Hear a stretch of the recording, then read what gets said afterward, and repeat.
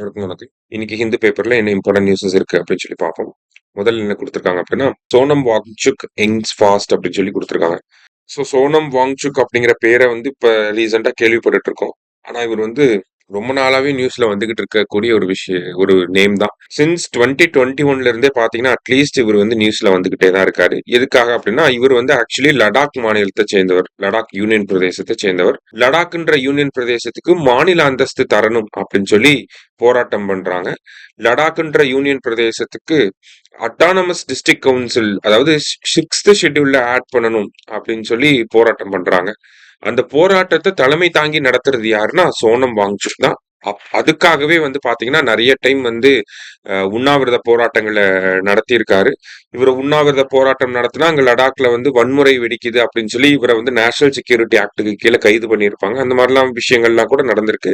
அதுக்கப்புறமா தான் இப்போ வந்து பாத்தீங்கன்னா இந்த தார்மேந்திர பிரதான் எஜுகேஷன் மினிஸ்டர் வந்து ரிசைன் பண்ணணும் அப்படிங்கிற ஒரு டிமாண்டை வச்சு இப்ப உண்ணாவிரதம் இருந்து இப்ப நேத்து உண்ணாவிரதத்தை முடிச்சு வச்சிருக்காங்க.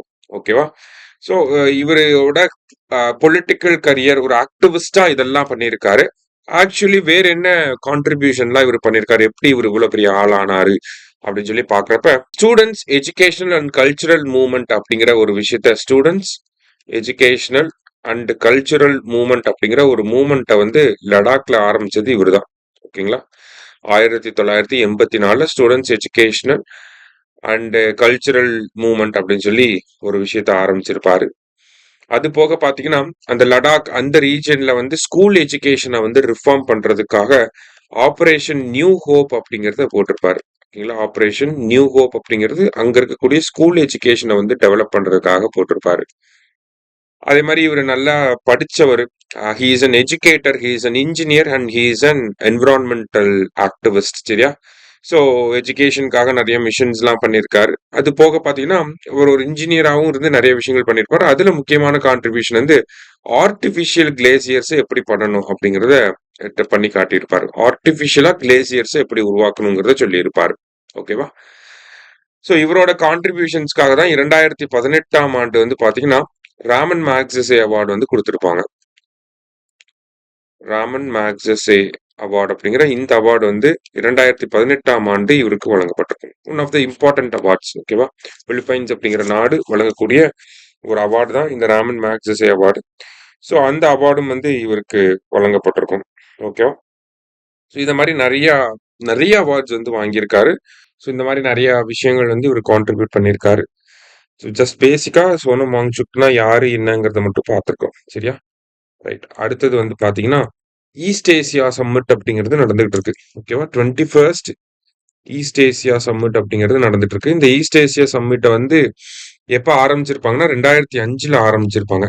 இந்த ஒரு எப்படி ஏசியன், சார்க், பிம்ஸ்டெக், பிரிக்ஸ் எல்லாம் இருக்கோ அது மாதிரி இஏஎஸ் அப்படிங்கிறது ஒரு குரூப்பிங். சரியா? ஈஸ்ட் ஏசியன் கண்ட்ரீஸ் எல்லாம் இருக்கக்கூடிய ஒரு குரூப்பிங் 2005ல ஆரம்பிக்கப்பட்டிருக்கும். மொத்த உறுப்பு நாடுகள் அப்படின்னு சொல்லி பாத்தீங்கன்னா ஒரு 18 நாடுகள் வந்து மெம்பர் கண்ட்ரீஸா இருக்காங்க. இந்தியா மெம்பரா அப்படின்னு சொல்லி பார்த்தோம்னா இந்தியாவும் ஒரு மெம்பர் தான். ஓகேவா? இந்தியாவும் சேர்த்து தான் 18 பேர் வந்திருக்காங்க. இந்தியா, சைனா, ரஷ்யா எல்லாம் இருப்பாங்க. சரியா?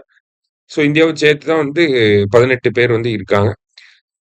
ஸோ அதோட 21st இதான் வந்து அந்த மேப். ஓகேவா? ஈஸ்ட் ஏசியா சம்மிட்ல என்னென்ன நாடுகள்லாம் இருக்காங்க ஃபுல்லா இந்த ரீஜன்ல இருக்கக்கூடிய இந்த Thailand, Cambodia, Malaysia, Singapore, Myanmar, Laos, Brunei இந்த நாடுகள் எல்லாருமே வந்துருவாங்க. சரியா? ஈஸ்ட் ஏசியா சம்மிட் அப்படிங்கிற குரூப்பிங்குள்ள இந்த கண்ட்ரீஸ் எல்லாருமே இருப்பாங்க. அதுல இந்தியா, சைனாவெல்லாம் வந்துருவாங்க. இதனுடைய 21st சம்மிட் வந்து எங்க நடந்திருக்குன்னா பிலிப்பைன்ஸோட கேபிட்டல் மணிலா அப்படிங்கிற பிளேஸ்ல நடந்திருக்கு. அதை அப்படியே கூடுதலா தெரிஞ்சு வச்சு. சரியா? ஸோ இன்னைக்கு 2 இம்பார்ட்டன்ட் நியூஸஸ் பார்த்திருக்கோம். தேங்க்யூ. சுரேஷ் IAS அகாடமி வெற்றியின் முகவரி.